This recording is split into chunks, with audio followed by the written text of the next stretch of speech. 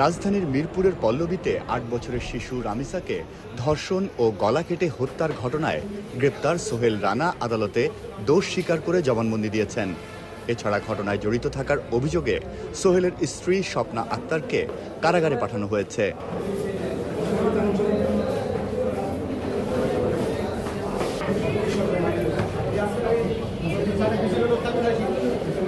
আসামি সোহেল স্বেচ্ছায় জবানবন্দি দিতে চাওয়ায় ২০ মে ঢাকার মেট্রোপলিটন ম্যাজিস্ট্রেট আমিনুল ইসলাম জুনায়েদের আদালতে আসামির জবানবন্দি রেকর্ড করা হয়।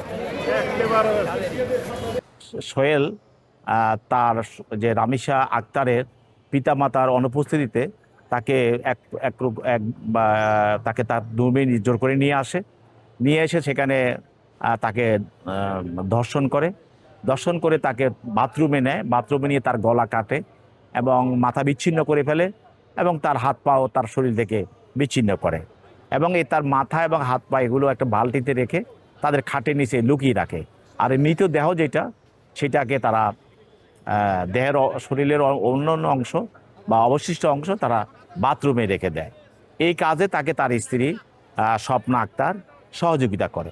পরবর্তীতে এই ভিকটিম রামিসা আক্তারের মা বাবা তখন তাকে খুঁজছিল, না পাওয়াতে তাকে তার জুতা দেখে মানে ফ্ল্যাটের বাইরে তার জুতা দেখে তাকে শনাক্ত করে এবং তারা সেখানে ওই রুমে তারা প্রবেশ করে, দেখে যে তার এই মেয়েকে এই অবস্থায় মৃত অবস্থায় হত্যা অবস্থায় তাকে সেখানে তারা পায় এবং এই মামলা তাদের বিরুদ্ধে এই দুজনের বিরুদ্ধে পল্লবী থানায় নারী শিশু নির্যাতনের একটা মামলা দায়ের করা হয়। তো মোহাম্মদ সোহেলকে এবং স্বপ্না আক্তারকে পুলিশ গ্রেপ্তার করে আজকে বিজ্ঞ আদালতে উপস্থাপন করে এবং সেখানে আজকে মোহাম্মদ সোহেল বিজ্ঞ আদালতে স্বীকারোক্তিমূলক জবানবন্দি দেয় এবং সে ঘটনা স্বীকার করে এবং ম্যাজিস্ট্রেটের সামনে সে 164 করে, অর্থাৎ সে স্বীকারোক্তিমূলক জবানবন্দি প্রদান করে।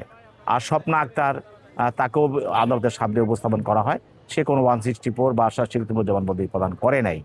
তো যেহেতু মূল আসামি অভিযুক্ত মোহাম্মদ সোহেল সে 164 স্বীকারোক্তিমূলক জবানবন্দি প্রদান করেছে এবং করার পরেই দুজনকে বিজ্ঞ আদালত আদেশ বলে তাদেরকে জেল হাজতে আটক রাখার জন্য নির্দেশ দেয় এবং তাদেরকে জেল হাজতে প্রেরণ করা হয়। পরবর্তীতে যদি প্রয়োজন হয় তাহলে তার স্ত্রী স্বপ্না আক্তারকেও তদন্তকারী কর্মকর্তা আদালতে আনতে পারেন, তার বক্তব্য নিতে পারবেন।